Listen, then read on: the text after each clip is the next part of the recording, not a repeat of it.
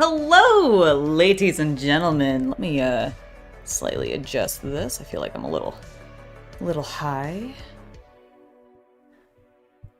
How is everybody doing today on this fine Tuesday? It is a Tuesday. That's my microphone. Whoops. Okay, can everybody hear me? And can everybody, how's the music? Is it good? Is it too loud? Do you feel like it could be lowered? Hello, Go For It Painting and Erasmus. Welcome, welcome, welcome. I have decided, because I want a very casual stream today, I'm feeling a little smidge under the weather. Nothing too bad or anything, just not feeling like my 100%, you know? So I figured something casual would be good for today.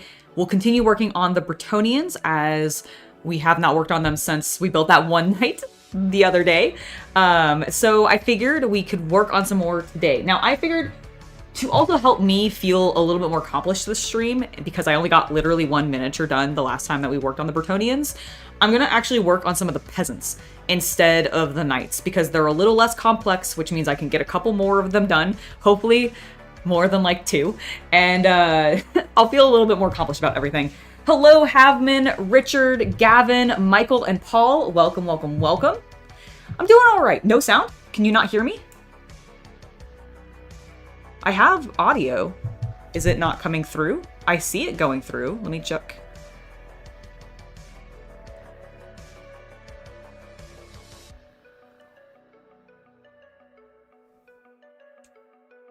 I see.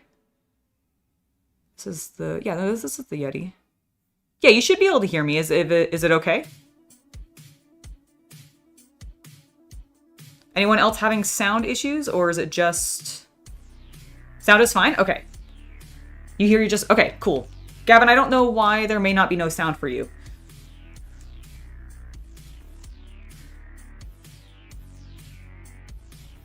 Hello, Stony Wargaming! Okay, excellent. I'm glad everybody can hear me fine. I was really concerned there for a second. All right, so peasants, yes. I think we're going to be working on peasants, or at least, like, not knights. They may actually be the men-at-arms that I grabbed. Yeah, actually, it looks like we're going to be building some men-at-arms, actually. They're not quite full-on peasants. My apologies. I just literally grabbed whatever the first brew was that I saw that had, like, dudes just standing. So I think that's what we're going to work on today. We'll build some men-at-arms. And I think that'll work well. Now, it does look like... Okay, we got peasant bowmen.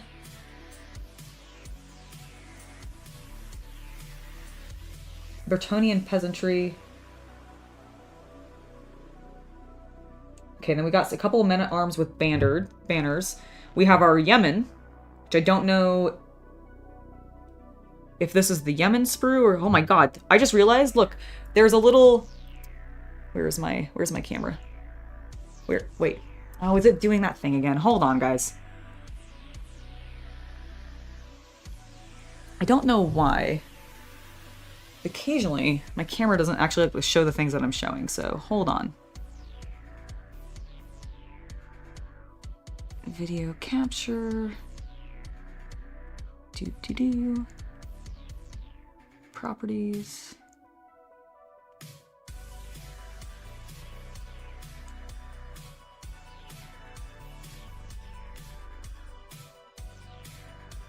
Okay, there we go. It should be showing it to you now. I don't know why there might be like a lag or something. I may need to, when I'm done with this, reboot my computer. No, it's okay, Gavin. Absolutely fine. Thank you for letting me know. And also thank you to everybody else who has responded in chat saying that it's fine.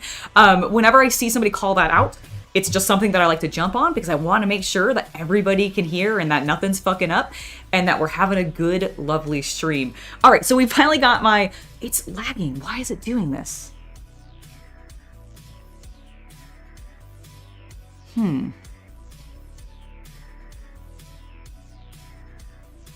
it still? Why are you doing this?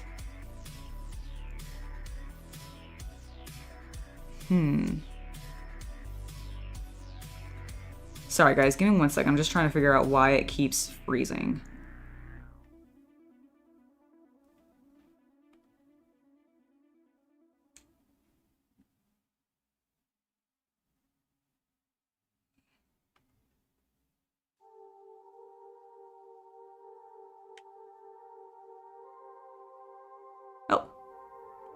Maybe I was on the wrong one. No, why is it not doing it?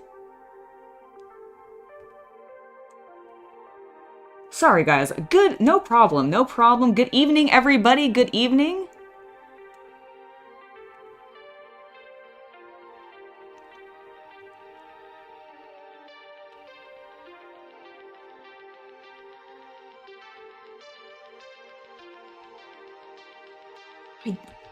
Okay, I'm gonna turn this camera off for a second. Okay, let's try turning it back on now and see if it's... Okay, it's picking it up now. It's going... Alright, here are our... No, it's freezing again. What the hell? Okay, hold on. Let me grab Chaos Cultist. I don't know what's going on with that, but we may just be chatting today. I may not end up showing you what I'm specifically building except for up here if this continues to mess up, because I don't know. I must be having some sort of like memory problem is what I think is happening, and I don't know if I can fix that without a full reboot, and I don't want to stop the stream and restart the stream. So we may end up just doing that, but I'm going to go chat with Chaos Cultist real quick about it and just get his opinion on what he thinks I should do, and I will be right back, everybody. Do apologize for the inconvenience.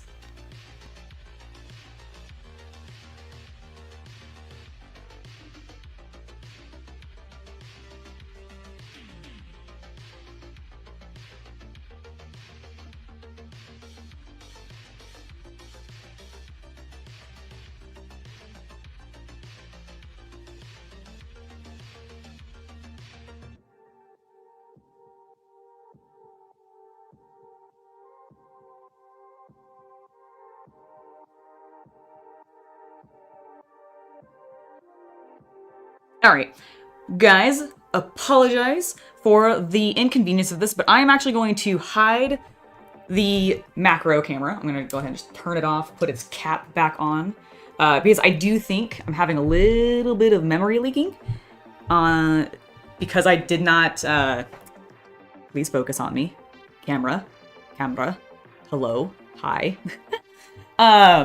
I do think it's having, like, I'm on my laptop, and I think I'm just having a little bit of a problem. So instead of fully showing you guys what I'm working on, I'll be showing you like this. I'll be holding it up and everything. But today is really meant to be a very casual stream, because as I mentioned, not feeling super great. Nothing to worry about. Like, no one should worry about anything. But I just wanted to let you guys know. Also, Hakan, welcome.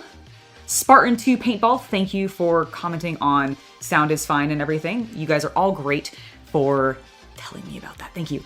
All right, let's build some guys. Let's build some little guys. I'm actually quite excited about this because, like I said, the main thing is I wanted to try to feel like I got a few more things done instead of just the single model today. And I know I'm going to be really particular about, like, the knights because they're knights and I want them to look fancy and good. So instead, I figured we would just go ahead and work on some peasants, because while I still will want to clean them up, because good lord, they do put some pretty intense mold lines on some of these boys. Speaking of mold lines, where's my mold line remover? There it is. This also gives you guys a little bit of a chance to see more of my setup. By the way, I do have the airbrush station set up. So that will be something in the future. That will probably be used more in the future. It's one of the reasons we rearranged. All right, so does this just have like four dudes on it, all men at arms because they all have poles. Okay, let's just go ahead and clip all 4 dudes out then. We'll find some good heads for them, and I'll start assembly and clean up.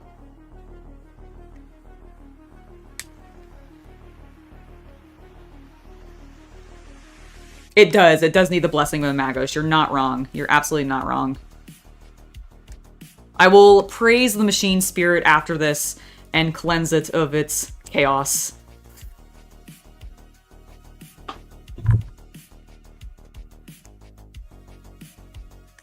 Oop, there we go. All right. Did I get... Oh, I didn't clip you all the way through. There we go. All right, we got the first 4 bodies out. We'll keep working on those. So I want to talk a little bit about the tournament that I went to over the weekend, if you guys don't mind, because it's actually, so I've been to a couple tournaments. This is definitely not my first. Went to Summit Games at Berkeley, and I used to participate in some of the tournaments that we had at my very first club that I was ever part of that played Warhammer. And because of that, I have it turned off right now. Yeah, I just don't know why it was doing it. I'm not sure either. You can keep talking. Okay. So I've only played at the store that I worked at, and then at the club that I was at for 3-ish years because of college. And both were great. Loved those experiences. However, they were all being run by somebody that I knew. Which is a very different experience, I think, than going into a tournament where you don't know anybody and definitely don't even know the TO. So yeah, I think it was a really cool experience because this is the first time I've been to a store, participated in a tournament that I didn't know anybody. Obviously I knew Chaos Cultist because he went with me, but other than that, we didn't know anyone at this event. And it was really fun, very welcoming, had a great time, was pretty casual, despite being still, a competition.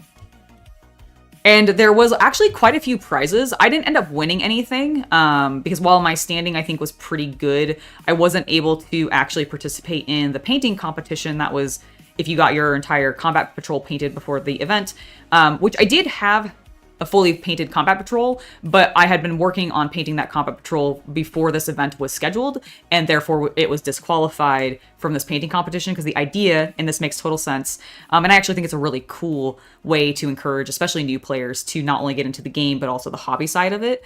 If you ended up buying your patrol when you signed up, that you had basically a month to get ready, build your army, paint it, and then you get judged at the event itself. The woman who won, because there was me and one other woman at the event, which was really cool. And I did actually get to play against her. I unfortunately stomped her hard. My Tyranids ate her poor, precious little Admech, because, good lord, the Admech are not a strong combat patrol, unfortunately. At least the one that she was running, which was the one with the flyers and the 3 cowboys. I know they're not called cowboys, but the ones that are on the mechanical horses. It's 3 of those, 5 of the winged bat looking guys, which have really I really like those models, but I don't think they're very strong. And then 1 blob of normal just normal guys with with her character, with her warlord or such. Chris, no worries about being late. I'm so glad to have you here. And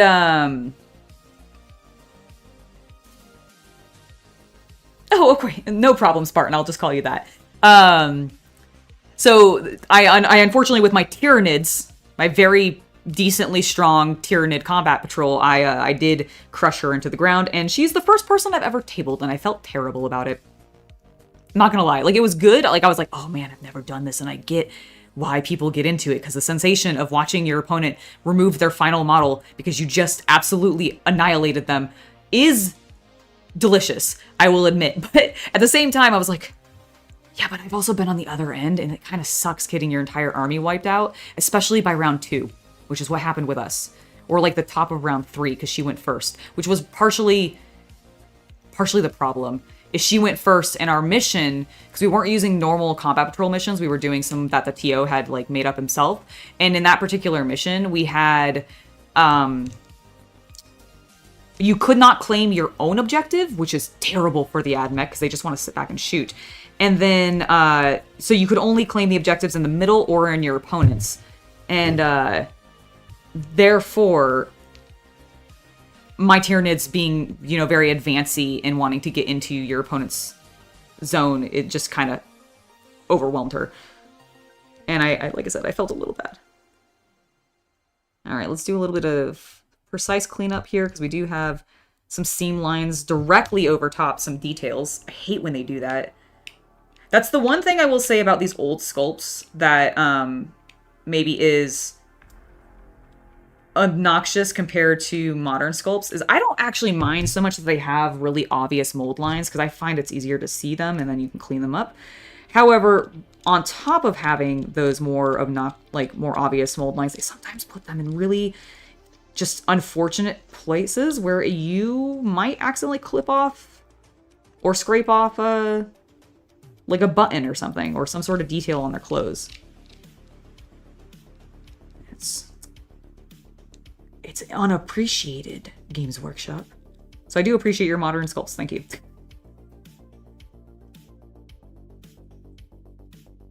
Well, yeah, that's because there's like 5 models and they're overpowered because they're custodians. I will admit, like, I enjoyed it, and okay, let me explain. My first game, I tied. I think if I had continued it and actually like gone into the lunch period against my opponent, because unfortunately we were just kind of playing slow, which I didn't actually feel like was my fault. I was asking some questions, but I actually felt like I knew my army's rules pretty well. He was playing Chaos Space Marines. He had never used them in combat patrol before, and so he did not have a good strong hold of the various weapons that like his Havocs and his main blob had of just Chaos Space Marines, and they all had like a pretty substantial different number of guns, like especially the Havocs. The Havocs each had a different gun. And I also was not super familiar with their weapon loadouts because I don't normally play Chaos Space Marines. I do play Chaos, but I tend to go Death Guard. And so I've never really played too many Chaos Space Marines, and I've not actually even played that many Chaos Space Marine opponents. Like I have had some, but it's like once every 3 years, and therefore I don't like hold on to their loadout super well. So our game went kind of slow, and we got to the end of round 2, and we both had scored 4 points, and I was just like, you know what? I'm hungry. I want to go eat before our next match. I'm happy to just tie this.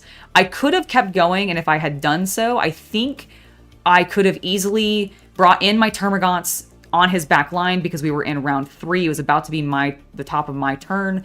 And I can bring them on, I believe, in round 3 from reserves via their Teeming Brood stratagem that allows me to bring them back to life if they've been killed or wiped off the board. I could have, I think, put them behind his lines, and therefore he had moved off his objective in that particular mission. And so I think I could have held it and actually like crushed him. But I decided not to because I was hungry and I wanted food. So I said, screw it, I'll take a tie. And then in the next 2 games, I actually kicked total butt. Like I said, I tabled my next opponent in round 2. And then in round 3, I actually went up against Space Marines. And I have to say, I was really goddamn proud of myself because I actually kicked those Space Marine butts. Predominantly because my opponent accidentally forgot to declare his Oath of Moment in round 2, and he didn't remember it until he had already gotten into his shooting phase, and I'm like, oh, well, no, I'm sorry, I'm not gonna let you declare that now. If you had done it, like, at the very beginning of your movement and been like, oh shit, I forgot to do this in my command phase, can I do that real quick? I would have been like, sure, fine, whatever. But like he had already fired some guys at me and then remembered, oh no. And so I was like, no, I'm sorry. I'm really, really sorry. And he did not mind. Like he was like, no, that makes sense. It was my fault. But I do think that cost him very hard because he just ended up whiffing on a couple of rolls, and I was able to use my leapers to heroically intervene for free, which I also did on the AdMech, which I don't normally do. I don't normally get to use that that ability of theirs, and I actually did. And it was really, really cool.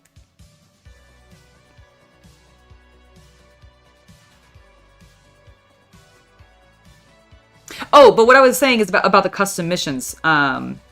In reference to that is I do think there was some misbalance in the missions. For example, with mission 2, we had 2 Tau players, an AdMech player, and then I want to say like one other player that was kind of meant to be a little bit more long ranged. And in mission 2, you just couldn't score in your own lines. So it meant that the groups had to play really aggressively. And that just doesn't work for every army. And I know there's some variability in even the normal missions, but it was something that I felt was not an issue specifically. Like, I still had fun. I had no problems with this.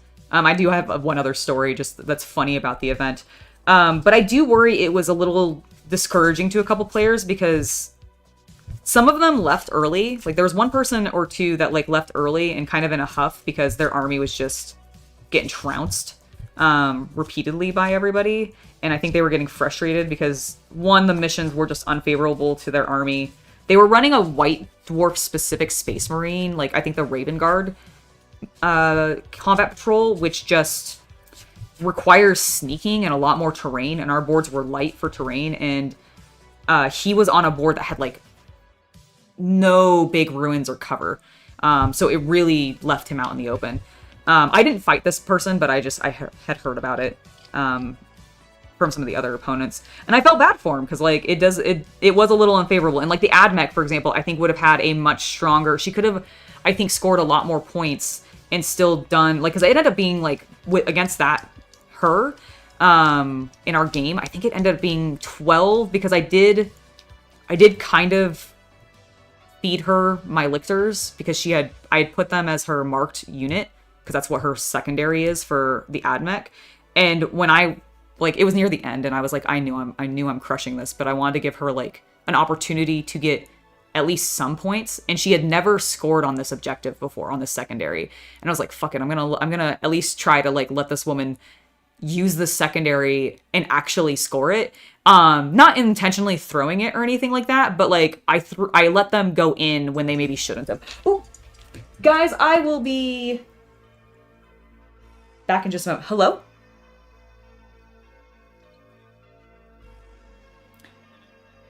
Sure, no problem. So sorry about that. I was streaming and my phone was on silent. And I don't think I heard them. So sorry about that. I'll be right down in a moment. Okay. All right, guys, I will be right back. I have a delivery that I need to go and pick up downstairs really fast. So I will be just a moment and then we'll be back.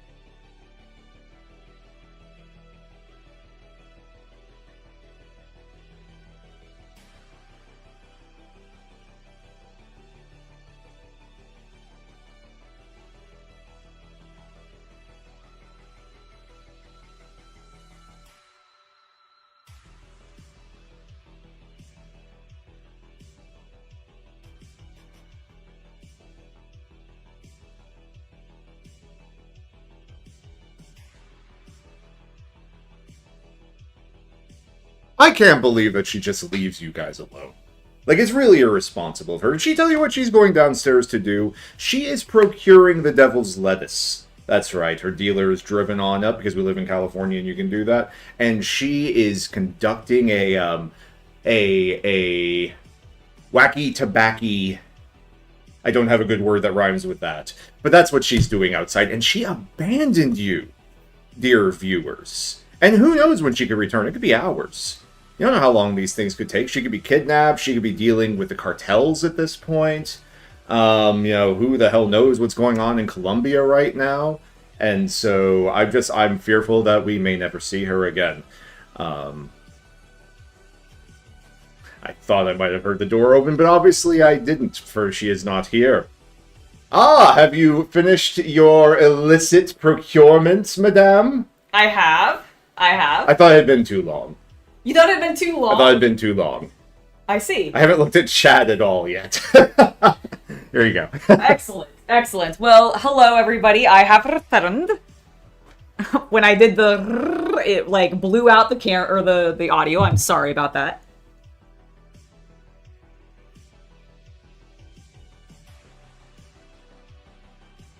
You had a cousin that smoked one weed and died?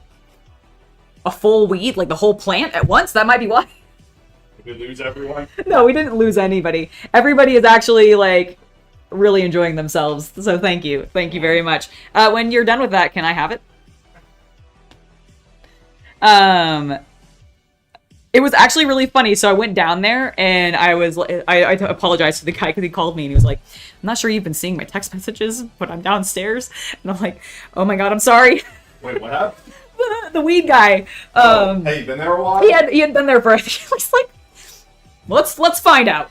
Let's find out, because I have some text messages. Oh, God. Okay, no. Actually, not that long. Not that long.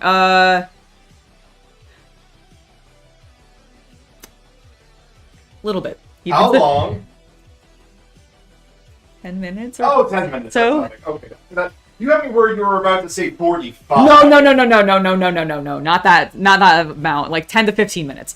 So not too bad, but I still did make him wait, which is like, I think the longest I've ever made one of them wait. I apologize. I think I heard the chime of my, like, getting a text messages, but I didn't recognize it as the chime of getting the text message at the time. So my apologies to my delivery guy. However, when I told him, I was like, I'm so sorry, I'm streaming. He's like, oh, well, what are you streaming? Do you like stream games or something? I was like, no, I mean, I do stream occasionally video games, but I actually do hobby YouTube, and so I'm streaming building and painting miniatures right now. And he's like, oh, my brother's really into D&D. And I was like, that's awesome. I really like D&D, but the main thing that I play right now is Warhammer. And he's like, oh, I've been wanting to get into Warhammer. So I told him about the combat. Yeah, I told him about Game Castle and their combat patrol stuff that they've been doing like every quarter or so. And that it's a really easy way to jump in. So sorry about that, but I was plugging the game. I was plugging the hobby. I was bringing another person into our community. Yes. Is it being weird? Yes. Do I need to call him back? No. Okay. Might just be the battery. Oh, okay. Okay. Alright, let's keep working on cleanup. There we go. That sounds like a stronger, better draw. Oh.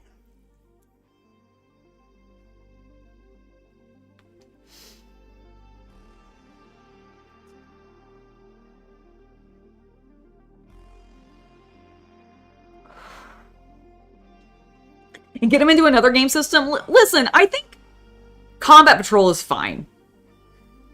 I haven't played at a higher game, although that is up there now that I've gotten very comfortable with my Tyranid army. And Chaos Cultist is itching to try out his 1,000-point Eldar list that he's reconstructed. And so I'm like, yeah, let's do it. Let's put together a 1,000-point list. I need to get a couple more models ready for that, because they're not all painted. I've only painted up the... I mean, not that we need to play with painted ones, but I like to. But yeah, that's a plan. And I actually, since I have a 3D printer now, which there will be a video about this week, and I'm very excited. I might be 3D printing some Tyranids. Well, some off-brand Tyranids, at least. I'm looking forward to it.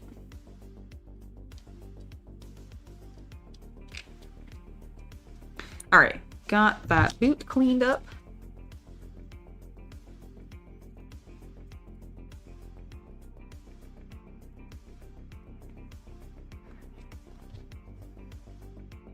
The worst mold lines, in my opinion, are the ones that end up on an angle, because you have like an edge of a model and it wraps underneath it. But it's okay. It's okay, we're making it work.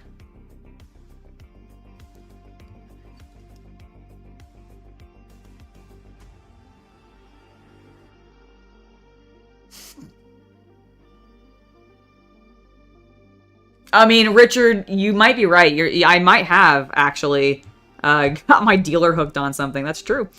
I'm just flipping it around on him. No, I'm kidding. He already wanted. He yearned for the Warhammer. He was like, plastic? I understand this addiction. It could be fun.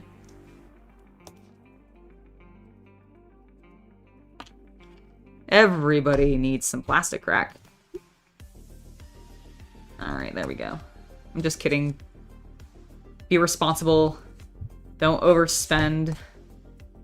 Be good. You know, I think I have Dead Zone. I need to give it a try. I have not actually tried it yet, but I do have, I think, a partially built orc faction from that. I don't think they're called orcs in the game, so I apologize. I'm not 100% sure what they're called, but whatever their orc equivalent is, I think that's what I have partially built. God, you have so many lines. Dude, my dude, why?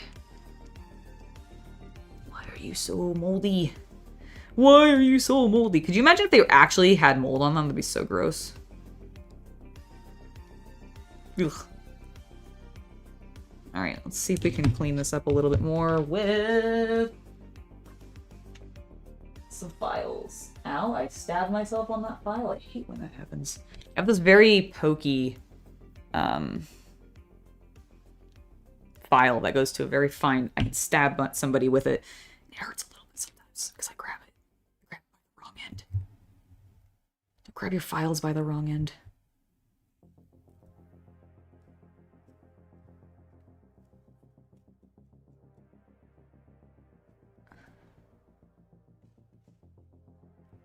Yeah, why did you put the mold line directly on some of the striping that you've, like the pinstriping you've done into the shirt? Games Workshop, what were you thinking? These, like, 20-year-old miniatures. What were you thinking? It's okay, guys. I'll fix it. I'll deal with it. I'll live. I'll learn to be one with the mold line.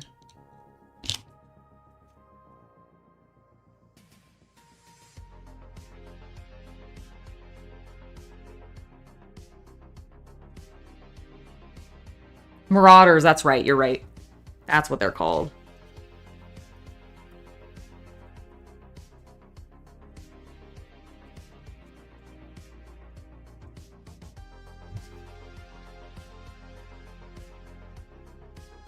Okay, imagine though if I could exchange Space Marines for weed. I have a lot of spares. Does this taste like pine to you?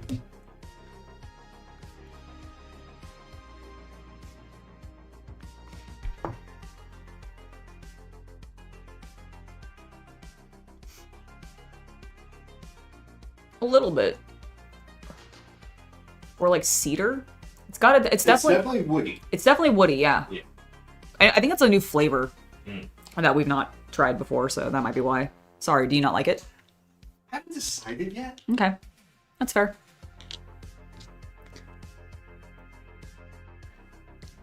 I figured I decided to work on peasants to try to get more done than just one model in, you know, a 2-hour session. My God. Yeah, the square bases are bigger than they used to be. They are. Yeah, no. It was something we were, what were we watching? A lot of things. Well, but like specifically when we, We've been watching a lot of things that even talk about the base size. Oh, yeah, you're probably right. I mean, Mini Wargaming had their freaking 19-minute video about their 3D print for the trays. Which I don't get why that was so long. Mini Wargaming. But they did a video recently because I think they were selling both the product and the STLs, yeah. For basically conversion trays. Movement trays is where you could slot in old hammer bases, and it would make them the proper scale for the old world. Right, which is great. And I didn't watch the entire video, but I skimmed through it, and it was like 19 minutes of them just talking about these things. And I was like, what is there to explain for 19 minutes? I don't get it. Like, are movement trays that difficult? Like, are conversion trays that difficult to understand? Like, apparently we need to pontificate more in our video. Apparently, I just need to, I mean, I can. You guys have listened to me ramble for ages, so I could definitely do it, but, like, didn't realize it was a necessity.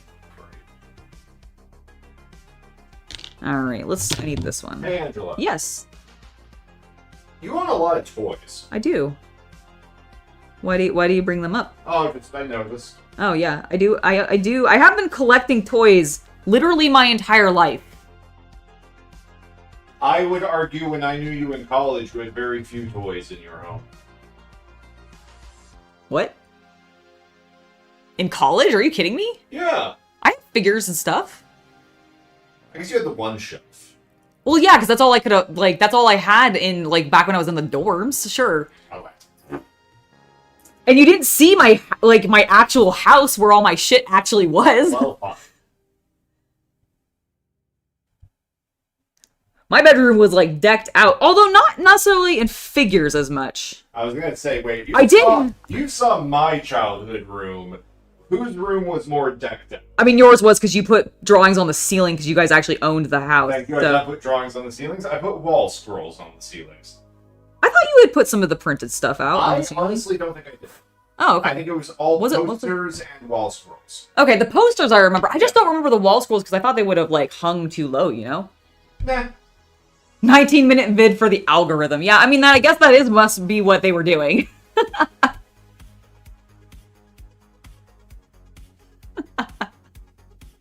Not those kinds of toys. Oh, I know you were collecting those. Well, yeah, I mean, back then as well, but, like, not my entire life. I wasn't collecting those kinds of toys my entire life. We were talking about college. Yeah, in college, yes, of course. Doy, of course. You were an art student. A horse, of course. What? You were an art student. Exactly. I don't want to know why you brought up horses. Anyway. Because every time I say of course, it reminds me of a horse, of course. I don't know what cartoon I think that's from.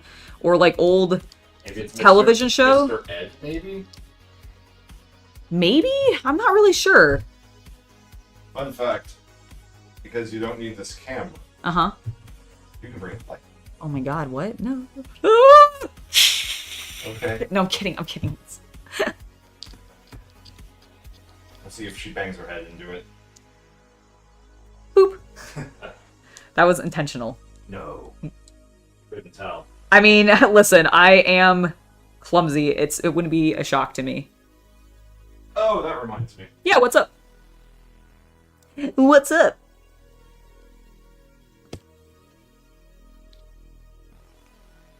To be fair, my early collection, like my actual toy collection when I was a kid, was dominated by Pokemon shit. Just so many Pokemon toys. I'm hijacking this stream. You're hijacking this I'm stream? hijacking this stream. Oh, okay. Are you going to build your Jane Czar in the time it's going to take me to build 4 peasants? No, I was going to ask you if you could clip and clean my Jane Czar because you're always better at removing mold lines. Oh, yeah, sure. And that's what I meant by hijack. I see. Well, that is fine. Also, ladies and gentlemen, $45. $45 of plastic right here, ladies and gentlemen. $45 damn dollars. I'm more upset than I was about the Avatar. Oh, people really like your Avatar paint job, by the way. Oh, I'm glad. If you guys want to see the full paint job and like a nice turnaround with some beautiful Dawn of War 1 Eldar theme music to it, then you should check out my Instagram. My most recent reel was the Avatar of Kane that Chaos Cultist painted up in a BL Tan color scheme, and I think it looked absolutely amazing. Thank you. Yeah, if you could just clip and clean them, I'll do all the assembly. Yeah, absolutely. Do you want me to just like clip everything out? Yes. Okay, excellent. Yeah, shouldn't be a problem. I'll get you a bowl. Okay, thank you. I actually... Oh, no, never mind. I think I took the extra... Oh, no. Is that one empty? Yes. Perfect. Sweet. Bowl. Thank you, Haven, for the $2 donation. You are awesome. The tails? Oh, Colin, you're talking about the alien miniatures in the alien board game, The Tales. I can imagine that. Have you, speaking of alien theme, well, I know yours is specifically the alien brand, but speaking of alien themed board games, have you ever tried Nemesis and seen the models in there? Because I really like them. I have some of them. I haven't painted any of them up. And the main ones that I actually want to paint up are the ones that are completely non-essential to the game because it's the cats. They're little space cats and they're little aliens. It's very cute. I agree. They're overpriced. Like, I have such mixed feelings about Games Workshop's pricing because I think that some of their products are relatively well priced. Like, not saying that they're super good, but I think that they're reasonable. Especially when you consider if you take those same kits, or at least what the old versions of those kits would have been back in like the early aughts and stuff, and compare the prices, including inflation. Like, they tend to be not actually that varied in price, certain things. However, characters are outrageously priced. Now, they do this partially because they anticipate, you know, you're only going to need one, because especially if it's a named character, you should only be allowed to have one if you're playing like competitive or even casually, right? However, and this bothers me specifically because Games Workshop will often call itself not a game company, but a miniatures company. If you're a miniatures company, then you know people are probably going to buy more than one because they may want to do different paint schemes, may get commissioned to do different paint schemes, etc. And therefore, I think they're overpricing them. And I think it's unfair.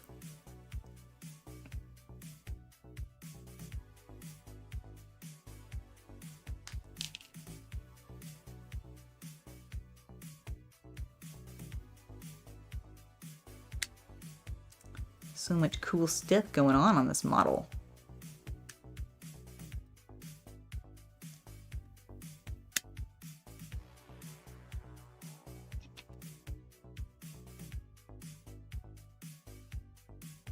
How many did they like, how many things were in it? Because 500 is not a bad price for like a complete army. Especially compared to some of Games Workshop's prices. However, it kind of depends on like what the army is. I mean, Colin, I've been playing for 15 or so years. So I get you. I remember back in the day. Not the way back days, but like some of them, you know. I remember 5th edition. That's as far back as I go.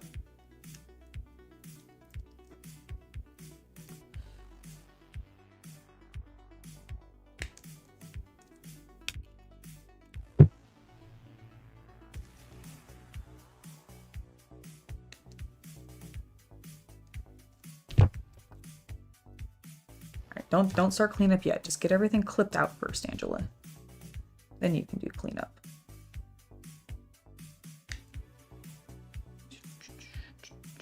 You know, I'm at least grateful that I feel like they were kind and put some of these clips on some flat edges, which does tend to give you a little bit of a cleaner cut than if it was on like a curved edge. So they are at least being mildly kind there. Mildly. Sometimes they think of us, the customer, who has to build and painstakingly paint their miniatures. Sometimes you miss 2nd edition. I understand. I understand. Anybody going to be going to either the US Open or participating in the US Open or going to either Adepticon for Golden Demon specifically or Spieleschen for the same reason? Since that was recently announced.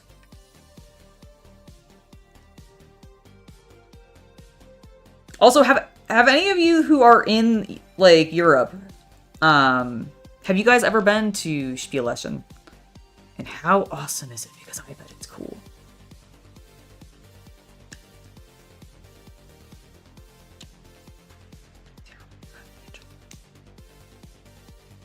There you go.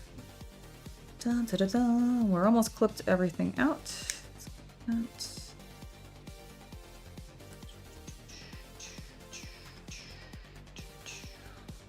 we go.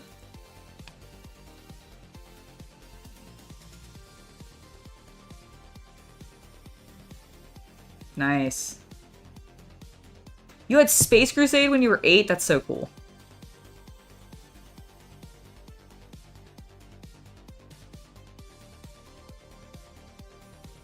Colin, that's probably true.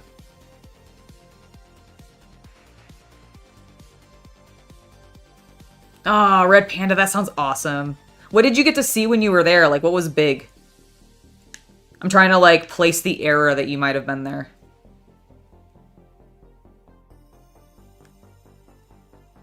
Girl, your face is so delicate. Alright. Looks like one final thing to clip, and that is the pole arm of her spear? Yes.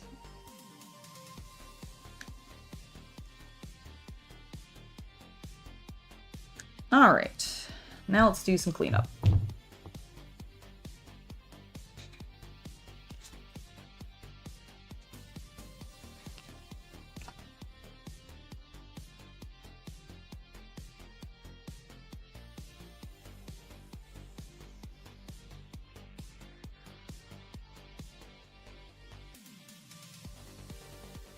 Oh, you see that happen a lot because people, I mean, people are oversaturated generally in Marines.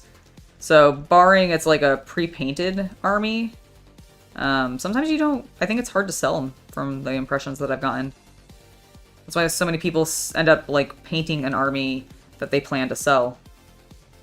It's because I think they know it'll be more likely to go. Plus you can charge more for it because you put labor into it. Like beyond just building it. You put like a lot of labor into it because you've built, assembled, and or you've clipped, assembled, clipped, cleaned, assembled, and painted.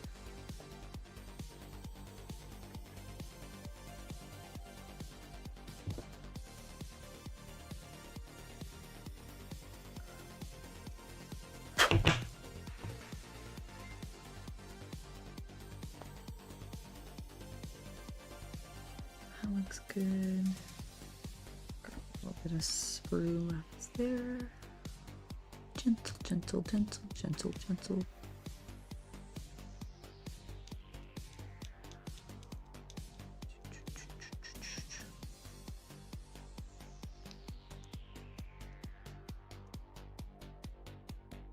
Get off. I demand it. I demand it. Get out of there.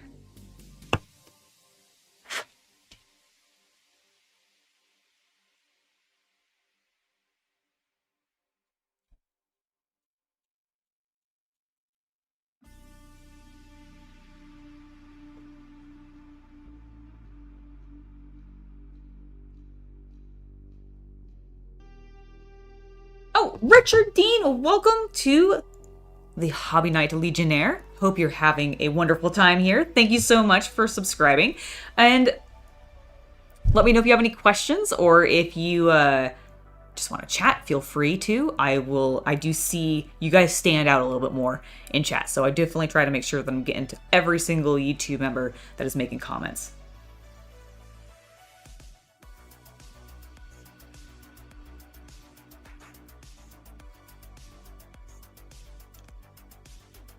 Dude, that's cool. Having an event poster signed by Dan Abnett, and I'm actually not familiar with Sandy Mitchell's name. What did they do?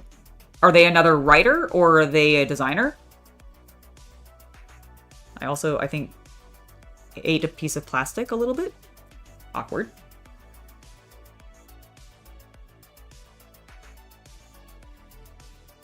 Yeah, I imagine the Space Marine armies don't sell super well because like everybody is kind of engulfed in them. you know, because GW loves them so much. Heaven forbid they give any other faction the time of day. Even their other Imperial, like, factions. Give some Custodians some love. And at least the, like, Imperial Guard sometimes get some love.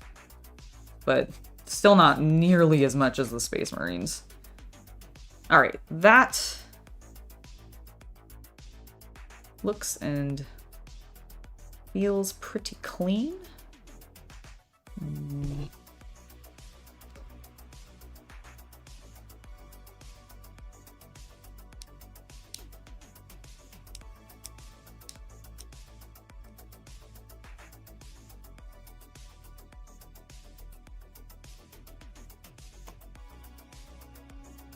However, that looks better.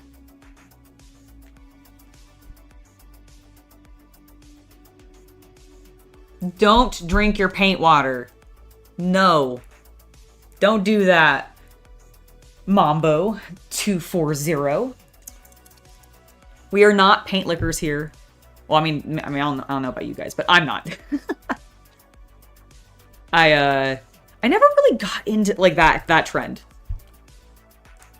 I understand, like, it's some people do it to, like, put the tip back on their bristles. Like, that's the main reason that they do it. But, like, there's better and non-sticking it in your mouth ways to do that. Just my opinion. Just my opinion.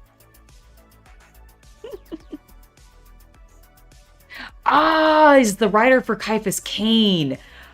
Got it. That's awesome. Okay. That is so cool. I've never read any of the Caiaphas Cain books. I've read, like, a few Dan Abnett books, obviously, because I feel like... I mean, I feel it's kind of... If you get into the hobby at all, you kind of end up reading his writing, because he writes a lot of the codexes, too. Or at least the old ones. I don't know if he does it as much modernly, but... Beautiful. I do like her hair. Jane Zars.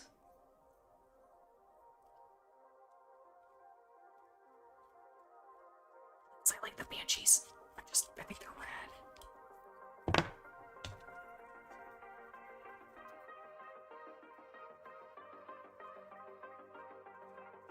Alright.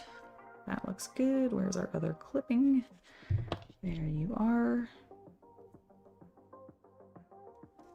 Let's go from this direction for that side. Okay, looks good. Scrape that down a smidge so it sits flat and even against, I am assuming, whatever it needs to connect to. Let's go ahead and sand it down.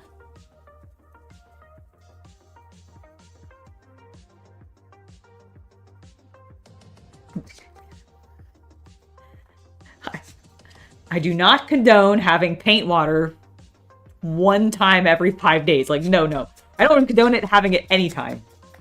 Gavin.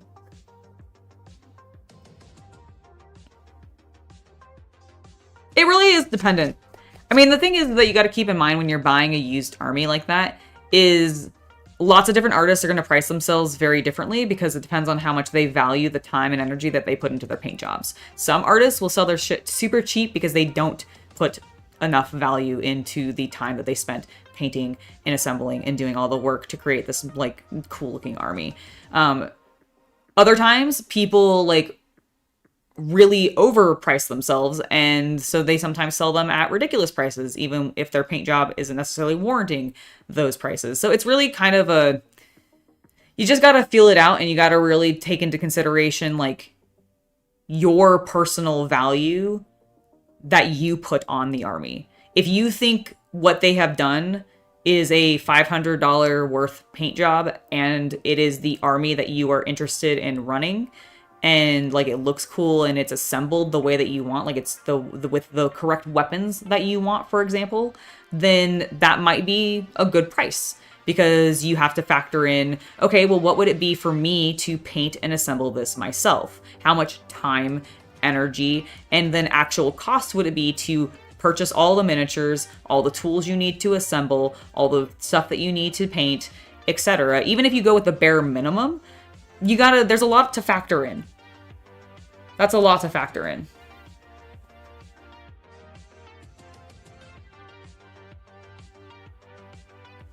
That's another thing to take into consideration. Gavin makes a really good point. You want to consider not only the cost, like the physical dollar amount of what you are purchasing, but you also want to consider the army's point value, which is what you are assembling to create your army list when you're actually playing the game. Because I know that you've not played before. So like when you're building an army, you are playing like say a 1,000 point game. Each individual model has a certain point cost. And so you would want to compare the point cost in total of the army that you're purchasing also to its like real world dollar amount, because if you're not getting like a lot of usable or good pieces to actually run in your army to fill out the army you're wanting to build, it may also not be valuable.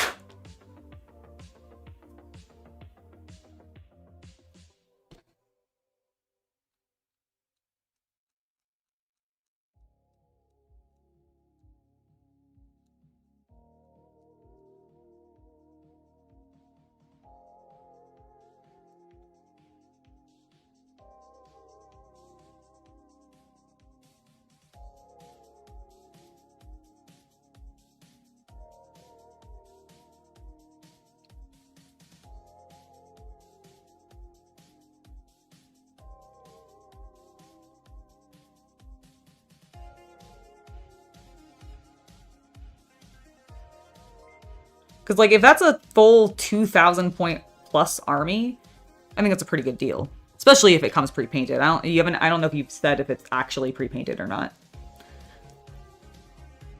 Thank you for subscribing, Mombo.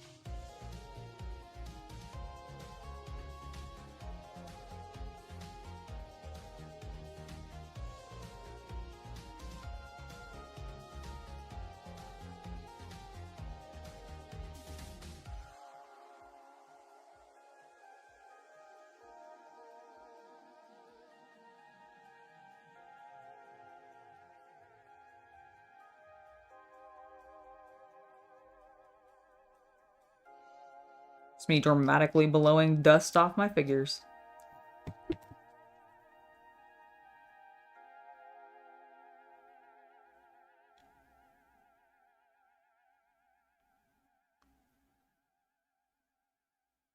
Yeah, no problem.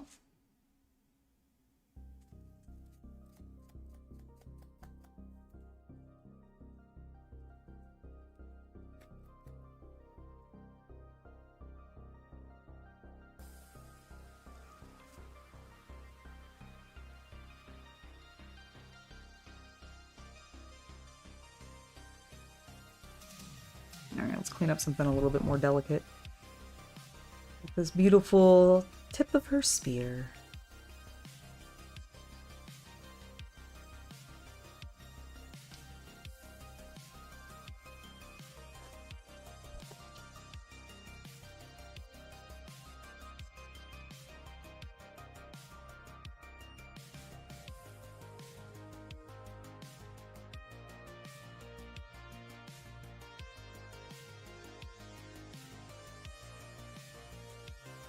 Clean, clean, clean, clean, clean.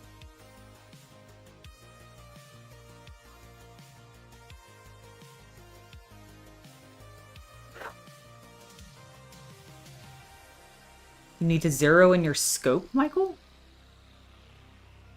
I'm trying to see what that's referencing.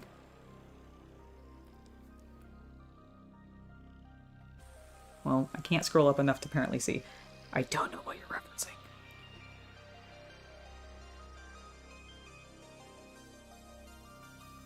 Like the scope of your sniper rifle? The scope of your knowledge of a topic?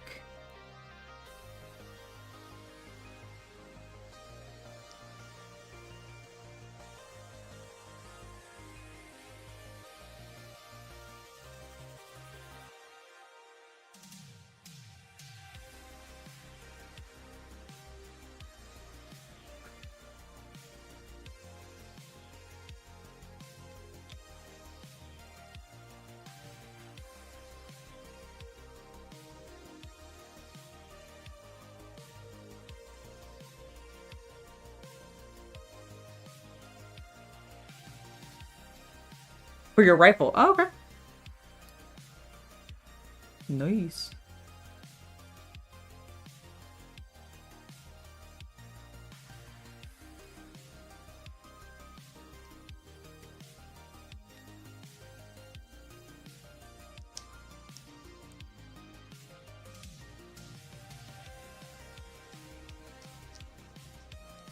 Yeah, you shouldn't be afraid to ask questions.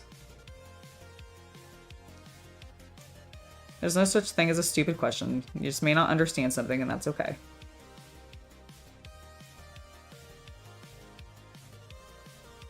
There ain't nothing wrong with that. Alright.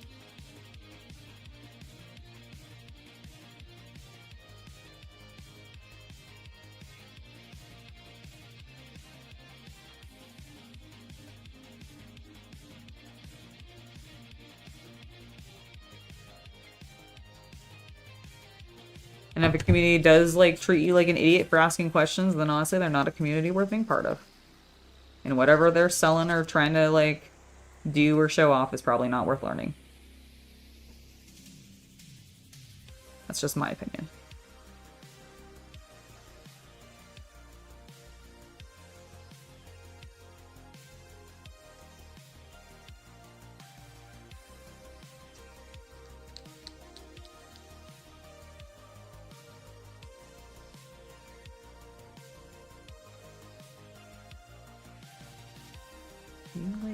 Get off of stupid Rubit.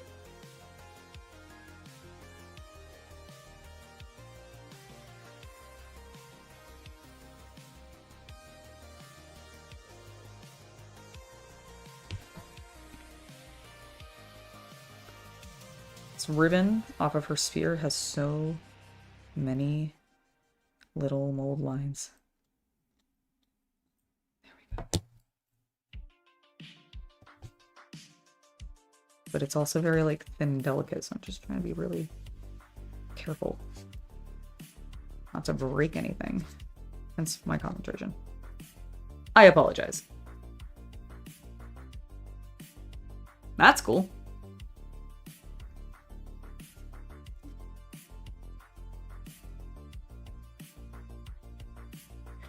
I have only fired guns, like, maybe once, and that was in Vegas. Because I went to a range, and I fired, like, I did their, I don't think they have the same package anymore, because I did go back and look, actually relatively recently, but they had this, like, femme fatale package, and it had, like, a Luger in it, a P95, is that what it was? P90? P90. Sorry, not P95. I don't know where I got the 95. P90 and then one or two other weapons, and I don't remember what they are off the top of my head. But, like, whatever a... Yeah, the MP5. So it was the P90, MP5, and the Luger? Yeah. Okay, so it was those three, and that's what I fired. I really liked firing the Luger. That was cool. The I was hoping that I was gonna like firing the P90 a lot more because I love Stargate, and I know that the P90 is like the Stargate gun. So much so that I think the Tower of London has like a plaque about it in their museum, which is fucking hilarious to me when I saw that like a couple years ago when I was there. And I don't remember why. I think there was one gifted to like a prince or something. I don't remember. Maybe somebody who's like in England and has gone more recently can like remind me or tell me. However, I did not like the scope. I felt like I couldn't see out of it properly, and so I don't think I hit anything with it. So it was not like, of all the guns that I fired, I think I had like the easiest time with the Luger, which probably doesn't come as any surprise. I'm small and it's the easiest one for me to handle because it's the smallest gun of all the ones that I fired.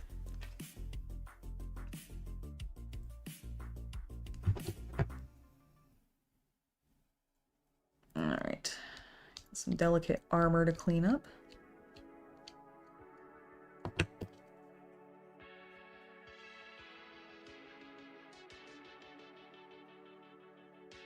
I'm just gonna see if we can sand it smooth.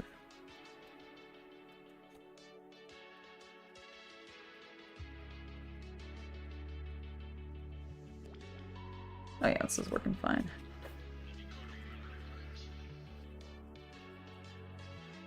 Oh, that'll be cool. Hopefully they'll enjoy it.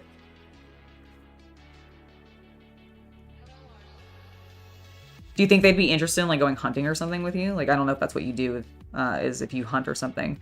I assume with a rifle you might, but I don't know, maybe you're just a collector that likes to shoot them.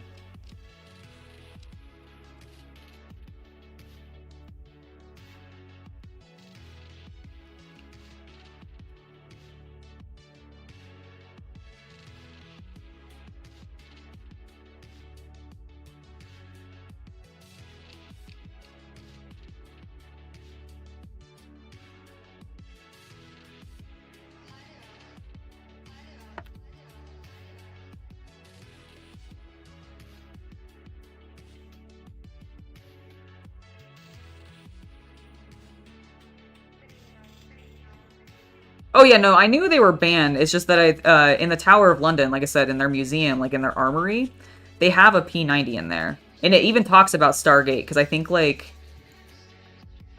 was like a gift to somebody. I don't know whom though. From like the team that worked on Stargate or something.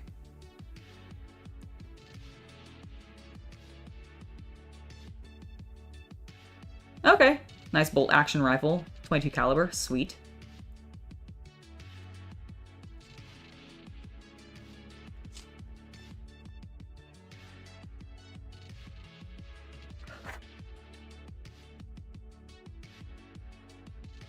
What's the other clip point? A little bit of a mold line there.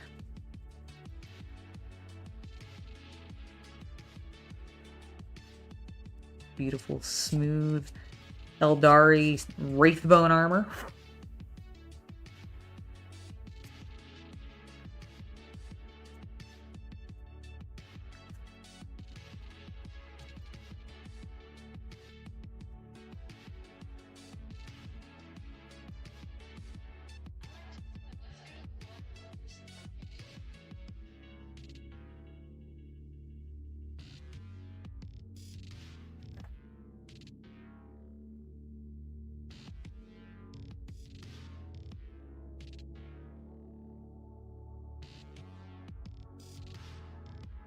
Nice.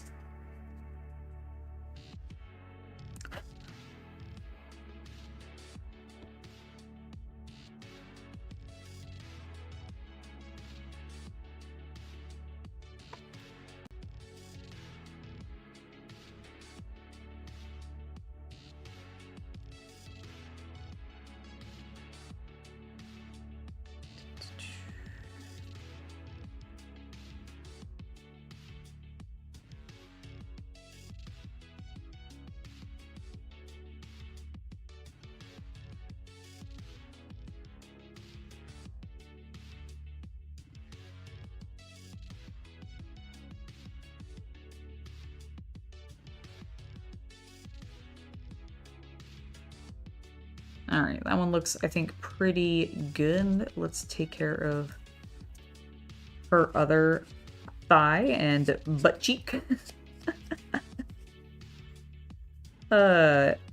Which is what I was just rubbing there, I realized. It's like, why is this so oh, right, that's her butt. It's her nice Eldar booty.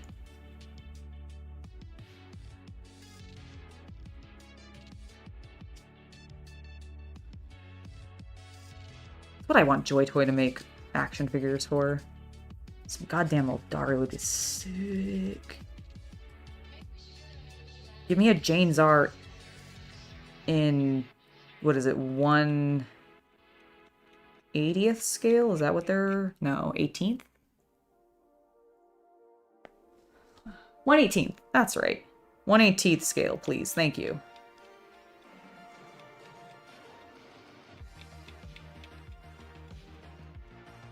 I would like that a lot. I would like that, in fact, immensely. Oh. I wonder if they can't do Eldar because they're in China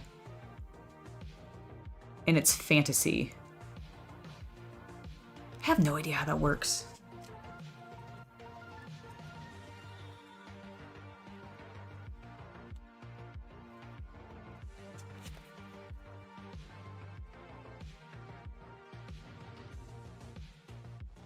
Man, I want them to do Eldar, though. That'd be so cool.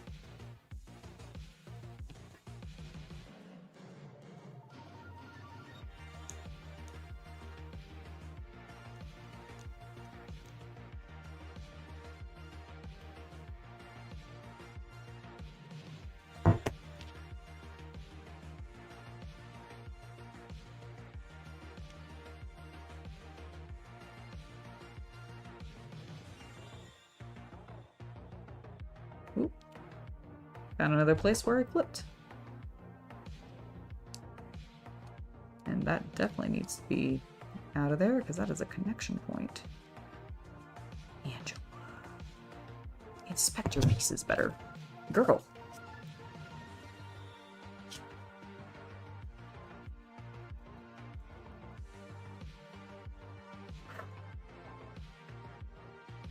Alright, that's better. I just want to do a quick test fit. Oh my god, look at that. Booty. Excellent.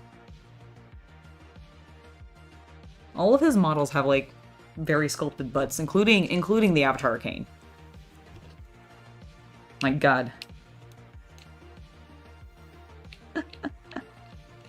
Cracks me up. Cracks me up so much. Alright, here's our base. That should be pretty easy to clean. Flipper marks here or there. File away. Give it a nice scuffing up on the bottom so that it sticks. Sticks to the base better.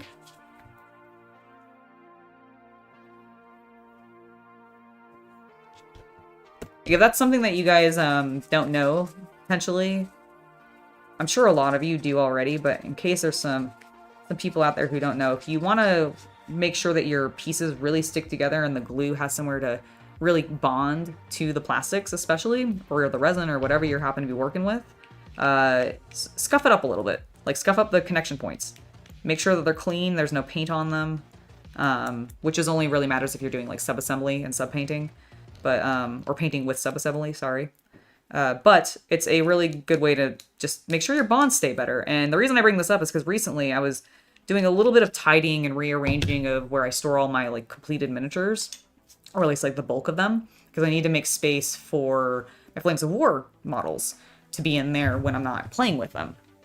And I accidentally just whacked one of my orcs completely off, the orc riding the Great White Squig, in fact, so like that big honker. Knocked him completely off. Well, when I assembled him originally, I painted his lower half and his upper half separate from each other, so his lower half was connected to the Great White Squig, painted all that, and then I painted him separately and then attached his top to his bottom. When I did that, I didn't clean up the connection point from his torso to his legs. And so there was a layer of like Wraithbone primer still on these, because when I primed them, I didn't mask out that section to make sure that it didn't get a lot of paint on it. Nor did I scrape off that paint either with my mold line remover or like a, file or something. And so he had thankfully a very clean break, and I was able to reassemble him, and I had to clean that up again. But just something I thought I'd throw out there, because I had that happen to me literally like last week.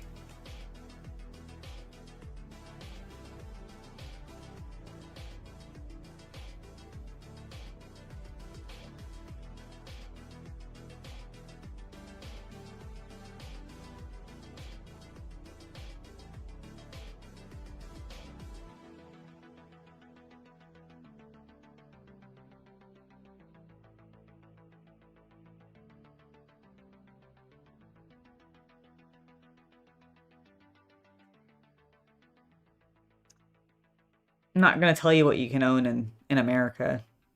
Land of the free. Oh my god, there are some people who are... I don't get me wrong. I watch a fair amount of gun YouTube. So I do enjoy just seeing weapons fired, seeing the damage potential of them and such like that when they get shot into like ballistic gel. I love watching slow-mo videos. In fact, there was one really, really cool one that I saw recently that I'm just going to like gush about for a moment because I just thought it was really cool. So you know how like bulletproof glass is really not like a super dominant thing? Like most bulletproof glass are not actually bulletproof at all. Well, Kentucky Ballistics, I don't know, I almost called him Kentucky Derby because of his name. Kentucky Ballistics on YouTube has a 4-boro, which shoots a huge round, like a humongous round. And he wanted to shoot this particular type of bulletproof glass that I think was sent by like a sponsor or something like that, because that's the kind of sponsors gun YouTubers get, is bulletproof glass and stuff, which makes sense. And he wanted to test his huge ass gun against this and film a slow-mo shot with the slow-mo camera behind the glass, which I just thought was like, oh man, I had low expectations of this glass succeeding. I'm not going to spoil too much, but let me just tell you that slow-mo footage is freaking awesome. It is so cool. Virus of Nurgle, I am finding the models to be perfectly fine. The mold lines on some of the old Bretonnians are a little extreme and take a bit of time to clean up. Although right now I am actually working on a Jane Czar briefly, because Chaos Cultist was like, could you please clean and file this for me? I'm gonna hijack your stream and do that. And I was like, that's absolutely fine. Yes, I will help. And so I'm doing that right now, but we'll get back to the Bretonnians right afterwards. And but the peasants have been going well, so thank you for asking. Oh no, Colin, it's totally fine. We can totally get off topic. That's absolutely, absolutely lovely. It's a wargaming channel. We're talking about guns. They're used in war, right? There we go. We're still on topic.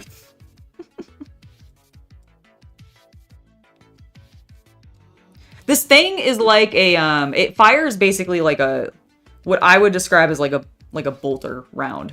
It's a huge, like I think it's like this, like, hold on, let me look up the caliber, because I don't remember. He says it all the time, but I don't remember off the top of my head.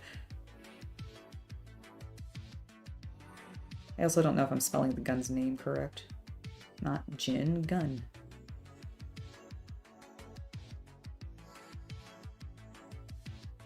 I don't know, I'm not calling it correct. Oh, no.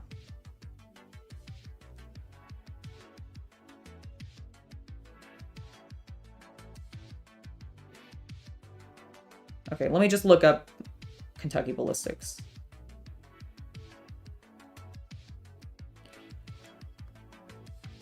Ballistics. Because I want to remember what the, I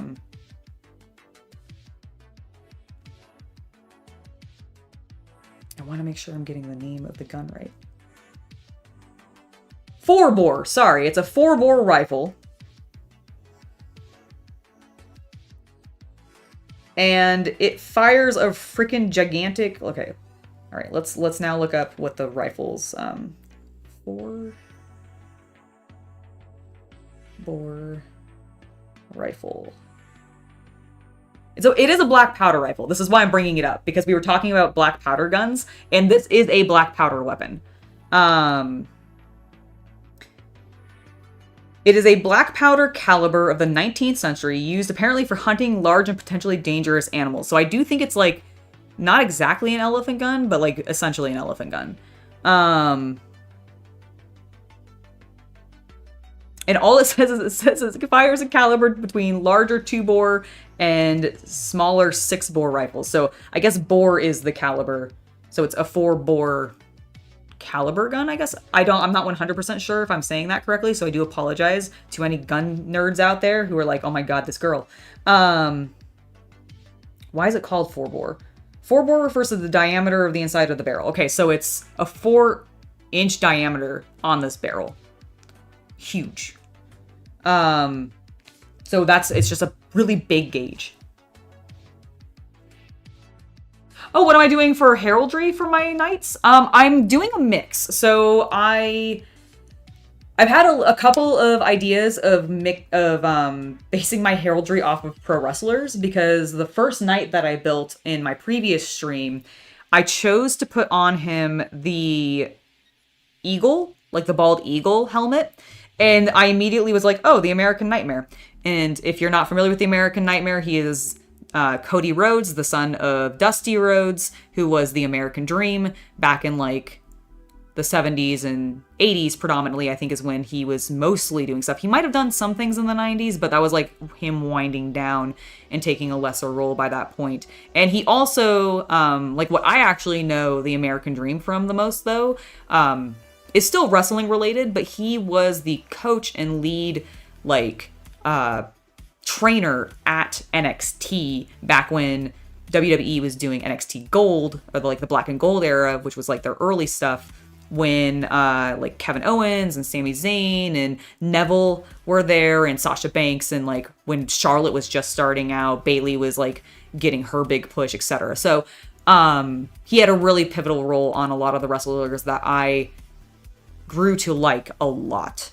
And so his son is the American Nightmare, and he has this really big stupid eagle tattoo on his neck. And so when I see like eagles now, I just automatically think of him, because he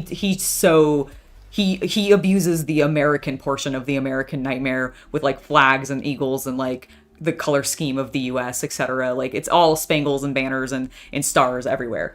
It's really, really funny. It is a big boy. The 4-bore is a really, really large gun. And it's a really cool slow-mo shot of this thing shooting bulletproof glass. I would really encourage you to check it out. Yes, the Linux of firearms, yes. Oh yeah, no, he was a big ECW, big WCW guy. Got screwed over by the company a lot. And which is Cody uses a lot in his own promotions and lore and character development and stuff, because it is very tied to legacy, which is fine. I have zero problem with that. But when I saw this knight's helmet, that's basically what I thought of, because of Cody's stupid tattoo that he got when he was in AEW, which I think ended up being larger than he originally intended, but now he just owns it, and it just looks so dumb. No offense, Cody. Not that you're ever gonna watch this, but like, dude, what the hell? It's so silly. But yeah, so now I see eagles and that's what I think of. And so I had the idea of maybe like trying to mock up based off of some of the pro wrestlers like t-shirts or something, some cool heraldry based off of various wrestlers, because I do want the knights to be mixed and matched. I don't get me wrong, I love the idea of a really cohesive group that maybe are all under the same lord and say all have the same color scheme or whatever, but I actually love playing with colors so much that I've already done. So my trebuchet that's in part of my army, I've painted its shields. I haven't done any of the heraldry work on it, but I've at least painted the shields blue and red.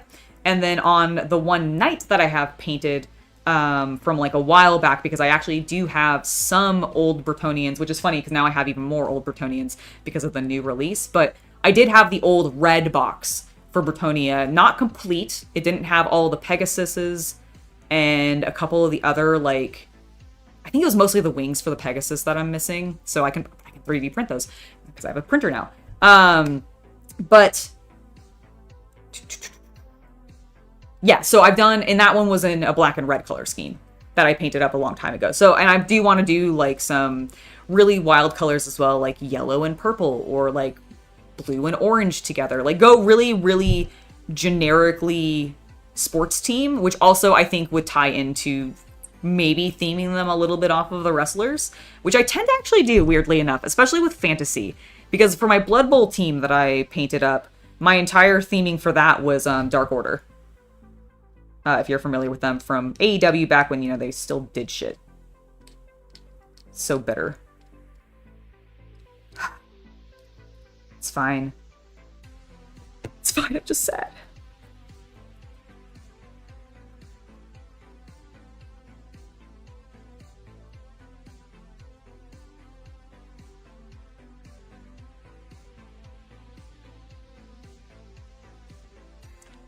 All right, Brandon, we're gonna, I see that you're back and doing the same nonsense, so we're gonna go ahead and just end that right now. Let's get chant up, thank you.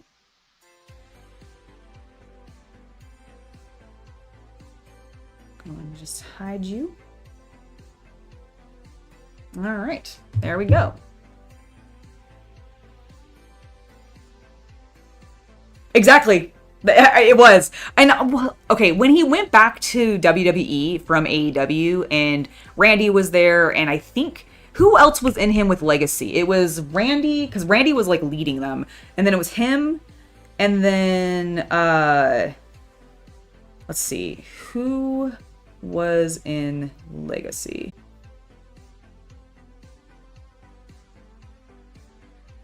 Right, Randy Orton, Cody Rhodes, I forgot Ted DiBiase Jr. was in there, and then Manu and Snuka were briefly members as well. But it was mainly Ted DiBiase Jr. and Cody Rhodes, and then Randy Orton. I think those were the three main ones, and I always forget it's Ted DiBiase Jr.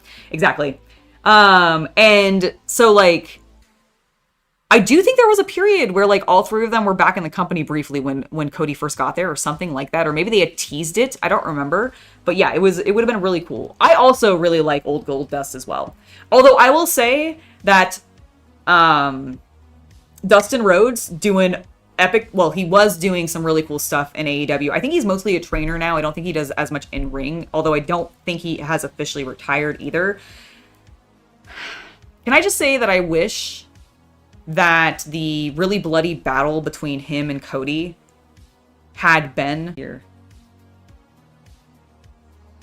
I think I'm still going.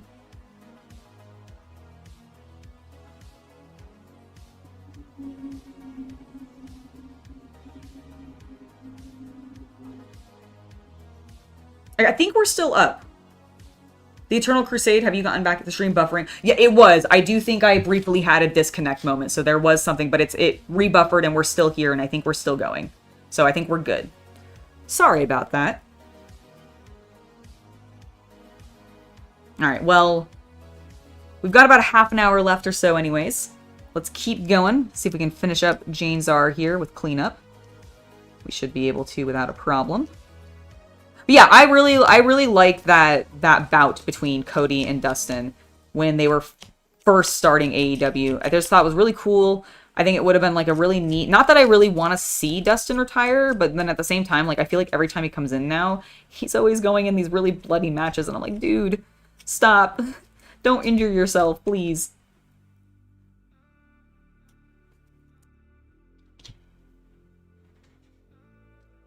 Stop bleeding. Okay, good. What would be my wrestler name and entry music? We already know the first part. What was my... Oh, the Lady Throat Puncher, yes. My name would be Lady Throat Puncher. Your heel Sona was... My heel Sona would be Lady Throat Puncher. Yes. Yes. I was going to say, at some point, we need to get you a new laptop. Yes. And once we do that, that can help with all this wiring and lag and such. Absolutely, absolutely. Now, we'll work on that at some point later this year, absolutely. Yep. Alright, that's cleaned. I thought I'd already done this piece. I did. Let's put that in there. Now, it looks like we just have a couple of the smaller, more delicate things. They're not even really necessarily more delicate, they're just small. Harder to grip. And slightly pokey. Which I guess makes them kind of delicate. Yeah, like I said, I think we just had a little bit of a hiccup there. As far as wrestling entry music, I don't know. I don't know what my music would be, but my name, my heel sona would be definitely Lady Throat Puncher. That was gifted to me by a coworker, actually. I'm a little bit of an angry lady. You may not believe this or realize it, but it's true. It's damn true. I would do an Angela version of Sexy Boy from Shawn Michaels. That's what I'll do.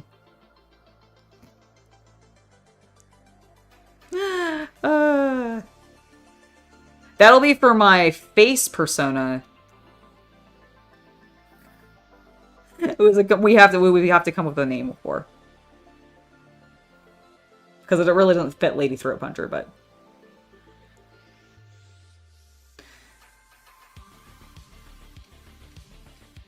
I don't remember Gold Dust from WCW much, mostly because I've never watched too much of that content. I watched a little bit of it back when they had it on the network. Like the WWE network. Before that went to hell in the US. But not a huge amount. Just a couple of, like, the bigger... what do they call their manias?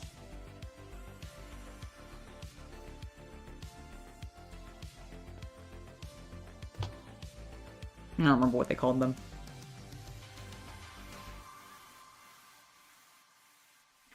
No idea what Chaos Minis might be coming to the old world.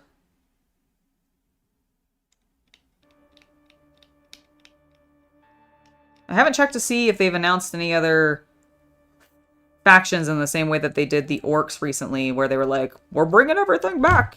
You want those old metal minis? Here you go. Imagine if they brought back the really old... They won't because there's plastic versions of them now. But imagine if they brought out that old... Speaking of Chaos, the Juggernaut on... Or the Khorne Bloodletter on Juggernaut or whatever it is. You know, the really big chunky metal piece that used to exist? The real derp one. Maybe they were just Juggernauts, actually. I don't even remember if they have riders. I have some of them. They were randomly part of the thing that I got when I bought the Bretonnians. Like, the guy who sold it to me included, like, a random collection of Chaos Dwarves, which is really cool to have. A couple other Chaos things, including those, like, ancient Juggernauts from, like... I think, like, 1st edition? 2nd edition, maybe?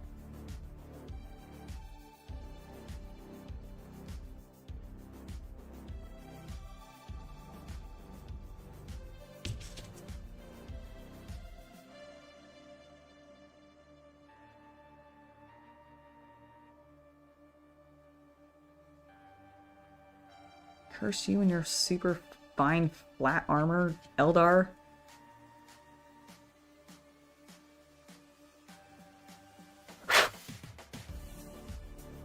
Okay, that's feeling pretty flat and smooth.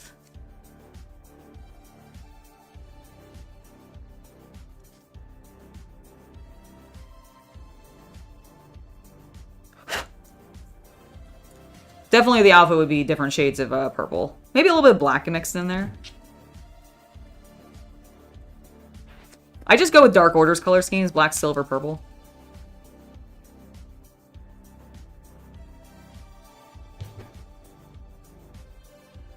How bad was it? Not too bad. There were a couple of, like... What the hell was... Why did you put this on this particular smooth flat surface? Thank you a lot. But most of the seams were fine.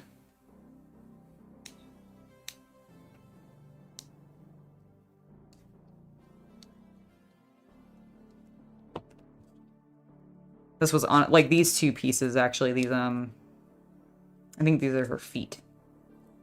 Yes. Were, honestly some of the worst sections, because they have this, like, one flat area that they decided to put the things. It's spiky, so I don't want to put too much pressure on them. My deepest condolences. It is absolutely alright. It's part of sprue, not part of the model. I remember doing that now. To make that easier.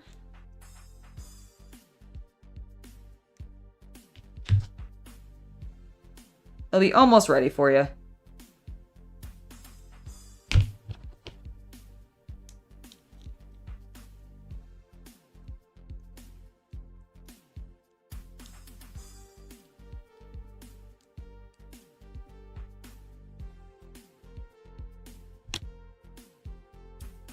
Good evening, Supersonic. How are you doing?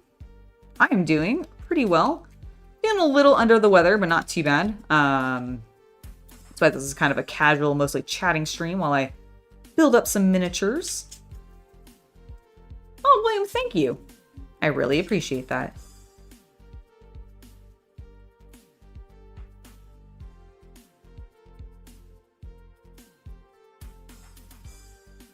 Made in today's graphics? I mean, I don't know. I don't really like today's graphics that much.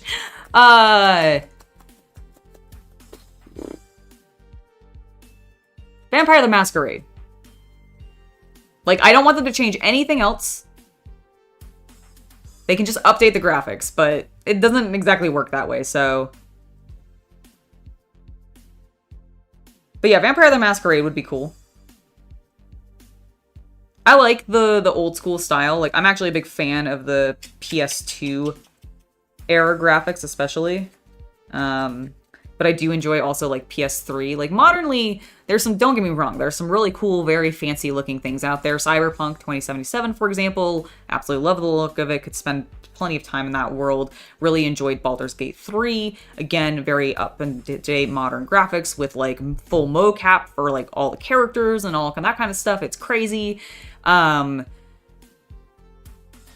I also enjoy the look of RimWorld and various other, like, games that are, like, quote-unquote unrealistic or more cartoony, etc. So, I don't know, it's kind of hard to say. I also didn't play that many of, like, the super, like, my gaming experience up until I hit, like, college was relatively limited. I didn't complete that many games, and I was mostly a Nintendo kid, which predominantly played Pokemon, honestly, so... Although I did play stuff like... I did have a PS2, so I did play stuff like Metal Gear Solid 2 I really liked, Prince of Persia 1 and 2 on the GameCube, I think is where I played it. We also had a GameCube. Like I said, I was a Nintendo kid. My family was a Nintendo family mostly, but we did eventually get a PlayStation 2. Never had a PS1, so I missed that era of games on the PlayStation 1. I think I maybe had, like, picked some up that had either been remastered or were backwards compatible or something, or had been re-released as backwards compatible, but nothing relevant that I can think of. And then I also just bought whatever, like, dumb anime game I could find. So, like, if you guys remember, like, Oni from back in the day for PS2, I had that. I had some random Gundam, like, battlers that I picked up because I was a big weeb and I loved Gundam. I tried to play the Silent Hill 2 because I had, like, heard really good things and I like horror games, but the tank controls and the shitty combat just killed that for me.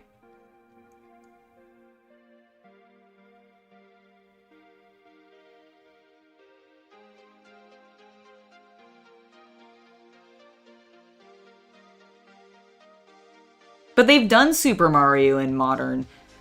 Like, I mean, I guess they haven't, like legitimately remade Super Mario 2, but, like, they've done modern stylings of the Mario Brothers. So you at least have that. You at least have the graphics if that's the main thing that you're looking for. It's just, like, updated graphics on it.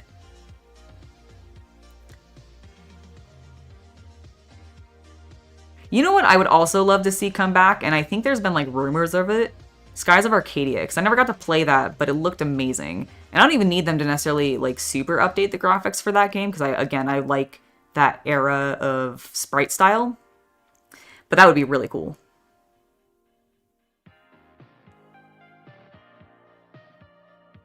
Wait for the remake of what to experience it? Super Mario Brothers the original, or...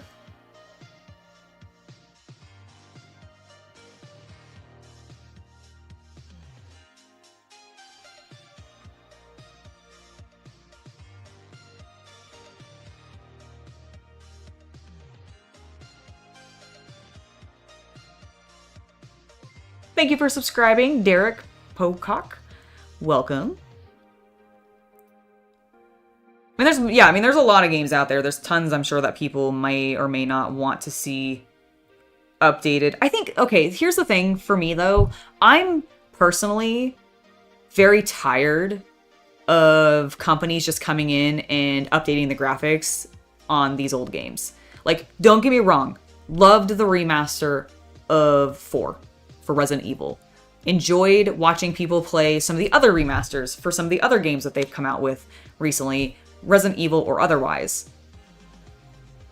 And I'm not necessarily against this happening, but I feel like in AAA space, that's all that's happening. They're either doing these pay-to-wins, or not pay-to-win, these, the word I'm looking for. Subscription services where you have to, like, you buy in and you can gain rewards, but you're still having to, like, put in on a monthly subscription, etc. Live service games, which are not all bad, but there's a plethora of them out there that are bad, and they give a lot of the other ones bad names. And then on top of that, we are just seeing, and it's the same thing that fucking happens in movies, and I'm so tired of it because these companies are unwilling to take risks on creating new IPs or new franchises because, oh god, it's not promised and proven to make us X amount of profit over what we've spent on it. And heaven forbid that be the case. It drives me nuts. I would rather see, and this is why I really like what the indie scene is doing, because they are doing more experimental development and trying different things and creating stories that are unique and at least different from what we've been seeing just regurgitated from the big box games, like, sites. I'm a little bitter, if you can't tell. And I'd like to see some innovation, because there have been, and I know this from experience because my partner has worked in game development for many years and he's retired from it since, but like that's what he did for like 10 years. So I can speak from experience, but like there were so many executives and all these people that came in at the higher levels who had nothing to do with games or knew anything about games, or if they did know something about games, it was like literally one genre or like 3 or 2 types of games or named games specifically that they're like familiar with. And then they just see something be successful and all they want to do is copy it. And they don't want to like innovate or give their designers this freedom to actually try new shit, be experimental, because heaven forbid it fucking fails and they're all whinging about their money. And indie doesn't really have that as much because they have a little bit more freedom because they aren't tied to these AAA and AA games studios, especially the ones that are being fucking bought up by like Endeavor or sorry, not Endeavor, Embracer or Microsoft or Blizzard or whatever. And so it just, I don't know. I would much rather, I don't want to see an old game get new graphics. I want to see a new game with its own graphics. Does that make sense? Because, like, I'm fucking tired of people just repeating things. Chaos Cultist, your Chainsaw is cleaned and clipped.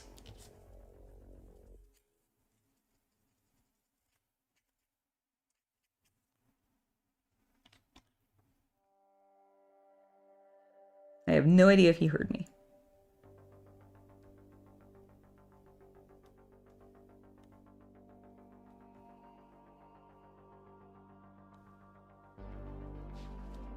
I accidentally got rid of one of the lines on his shirt for his, like, cool outfit. So I'm just reusing that really sharp tool that I had, the one that I was complaining about. I'm using that to re-engrave the line. Make a couple of the other ones a little bit more prominent, because I lost them when I was filing. Not on his Jane'sar, on my peasants. On my beautiful little peasants. There you go, bud. Get some nice color in there.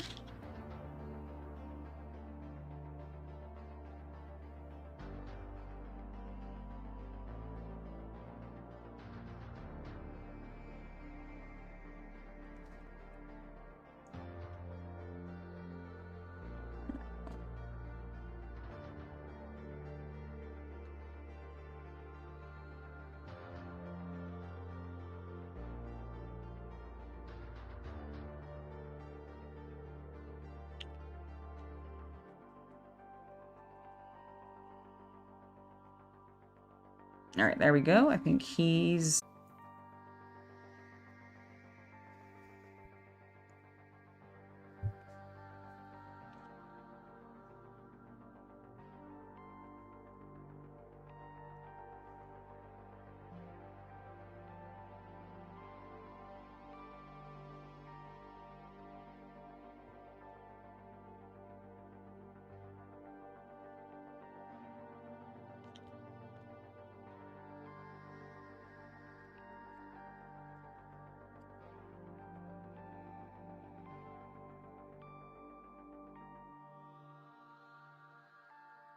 All right, I do think we're going to go ahead and call our stream soon, just because of the drop that we had earlier, and we are nearing our 2 o'clock mark. I didn't ended up getting to complete more than one miniature because, well, I ended up helping clean up Jane'sar, but you know what? That's okay. That's a very important miniature, and it's going to be part of Chaos Cultist's upcoming Eldar force that I cannot wait to fight. It should be good. I'm going to try my Nids out against him first, because I've just gotten very comfortable with them since my Combat Patrol tournament. However, I do also want to check out and see what my Death Guard's rules are right now in the Index, because I think they could also be really fun to fight the Eldar. I don't know why, I just think it'd be cool. Alright, that is looking pretty good. I do have like a weird... I don't know if I scratched that or if that's a mold line. That's so bizarre. It's a mold line. How odd. If I did scratch it, I don't know when I scratched it, but cleaned up. Alright, and the last thing to do is his legs. Because I scuffed that off too much. No, I don't think so.